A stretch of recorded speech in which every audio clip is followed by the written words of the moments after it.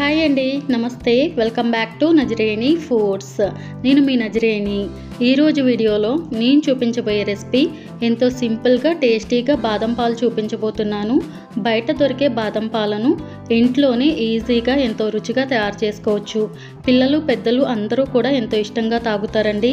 Cool డ్రింక్స్కి బదులుగా ఇలా బాదం పాలు చేసి చూడండి, చాలా రుచిగా ఉంటాయండి.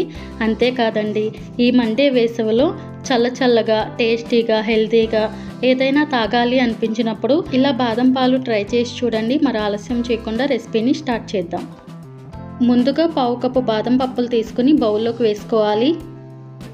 ఇప్పుడు ఇందులో సరిపడ్డా నీళ్లు పోసి మూత పెట్టుకొని 4 లేదా 5 గంటల పాటు నానబెట్టుకోవాలి. లేదంటే ఓవర్ నైట్ అయినా సరే నానబెట్టుకోవచ్చండి. 5 గంటల తర్వాత మూత తీసి చూద్దామండి. చూడండి, బాదం పప్పులు మంచిగా నానిపోయాయి కదా. ఇప్పుడు ఒక్కొక్క బాదం పప్పును తీసుకుని పైన తొక్కు తీసుకోవాలి. చూడండి, ఈ విధంగా తొక్కు తీసుకున్న తర్వాత బౌల్లోకి వేసుకోవాలండి. ఇదే విధంగా అన్ని బాదం పప్పుల పైన ఉన్న తొక్కు తీసుకున్న తర్వాత మిక్సీ జార్లోకి వేసుకోవాలి.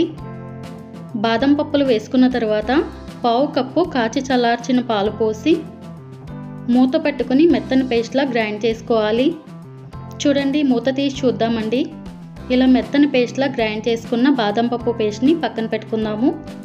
ఇప్పుడు ఒక గిన్నెలోకి 1/2 కప్పు కాచి చల్లార్చిన పాలు తీసుకోవాలి. ఇప్పుడు ఇందులో 2 టీ స్పూన్ల కస్టర్డ్ పౌడర్ వేసుకుని బాగా కలపాలండి. పాలలో కస్టర్డ్ పౌడర్ అనేది బాగా కలిసేంత వరకు కలుపుకోవాలి. చూడండి, ఉండలనేవి లేకుండా ఇలా బాగా కలుపుకొని పక్కన పెట్టుకోవాలి. ఇప్పుడు స్టవ్ ఆన్ చేసుకుని కడాయి పెట్టుకుని 3 కప్పుల పాలు పోయాలి.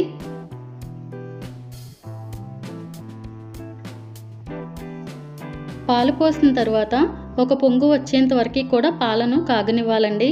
చూడండి, పాలు కాగి ఇలా ఒక పొంగు వచ్చిన తర్వాత ఒకసారి కలపాలి. చూడండి, ఇలా కలిపిన తర్వాత ఇప్పుడు ఇందులో మనం ముందుగా గ్రైండ్ చేసి పెట్టుకున్న బాదం పప్పు పేస్ట్ వేసుకోవాలి.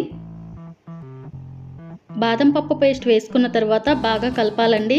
పాలలో బాదం పప్పు పేస్ట్ అనేది బాగా కలిసేంత వరకు కలుపుకోవాలి. ఇలా కలిపిన తర్వాత 1/2 కప్పు పంచదార వేసుకోవాలి. అలాగే ఫ్లేవర్ కోసం 1/2 టీ స్పూన్ యాలకుల పొడి వేసుకుని కలుపుతూ ఉడికించుకోవాలి. 5 నిమిషాల పాటు ఉడికించుకోవాలండి లో ఫ్లేమ్లో. అడుగంటకుండా మధ్య మధ్యలో కలుపుకుంటూ ఉడికించుకోవాలండి. పాలలో పంచదార అనేది పూర్తిగా కరిగేంత వరకు కలుపుతూ ఉడికించుకున్న తర్వాత మనం ముందుగా కలిపి పెట్టుకున్న కస్టర్డ్ మిశ్రమాన్ని పాలలో వేసుకుని బాగా కలపాలి. కస్టర్డ్ మిశ్రమాన్ని వేసుకున్న తర్వాత మంటను సిమ్లో పెట్టేసుకుని కలుపుతూ ఉడికించుకోవాలండి. కస్టర్డ్ మిశ్రమాన్ని వేసుకున్న తర్వాత 5 నిమిషాల పాటు ఇలా కలుపుతూ ఉడికించుకుంటే బాదం పాలు ఇలా చిక్కబడతాయండి. అంతే అండి. ఇప్పుడు వెంటనే స్టవ్ ఆఫ్ చేసేసుకుని పూర్తిగా చల్లారేంత వరకు పక్కన పెట్టుకోవాలి. పూర్తిగా చల్లారిన తర్వాత గంట పాటు ఫ్రిడ్జ్లో పెట్టుకోవాలండి. గంట తర్వాత బాదం పాలను బయటకు తీసి సర్వింగ్ గ్లాసెస్లోకి కొద్దిగా బాదం పలుకులు, జీడిపప్పు పలుకులు మనం ముందుగా తయారు చేసి పెట్టుకున్న బాదం పాలతో చల్లగా సర్వ్ చేసుకోవాలి. అంతే అండి, కమ్మటి చిక్కటి బాదం పాలు రెడీ అండి. పైనుండి బాదం పలుకులతో గార్నిష్ చేసుకోవాలండి. మధ్య మధ్యలో బాదం పలుకులు తగులుతూ భలే రుచిగా ఉంటుందండి ఈ బాదం పాలు. మరి ఇంకెందుకండి ఆలస్యం, ఈ బాదం పాలను తప్పకుండా మీరు ట్రై చేసి మీకు ఎలా కుదిరిందో నాకు కామెంట్ చేయండి. ఈ వీడియో మీకు నచ్చితే లైక్ చేసి షేర్ చేయండి. మరిన్ని మంచి సింపుల్ అండ్ టేస్టీ రెసిపీస్ కోసం నజరేని ఫుడ్స్ ఛానల్ని సబ్స్క్రైబ్ చేసి పక్కనే ఉన్న బెల్ ఐకాన్ని ప్రెస్ చేయండి.